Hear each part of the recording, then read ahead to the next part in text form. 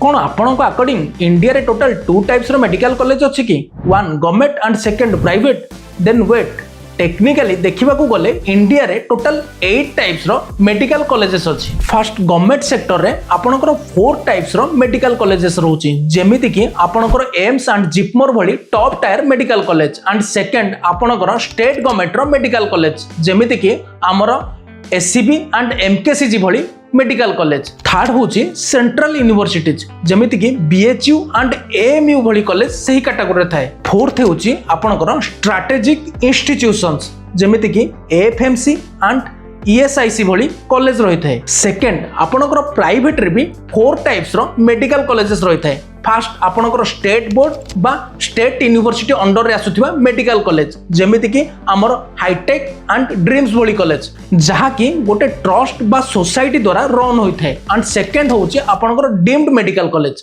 Deemed medical college fully independent थाए जेमिति कि हमर सम एंड किम्स भली मेडिकल कॉलेज। थर्ड होची आपनकर रिलीजियस माइनॉरिटी मेडिकल कॉलेज जोटा कि सीएमसी भेलोर भली मेडिकल कॉलेज यार अंडर रे जाय थाए। फोर्थ होची लिंग्विस्टिक माइनॉरिटी जोटी कि आपनकर लैंग्वेज बेस्ड रिजर्वेशन रही थाए।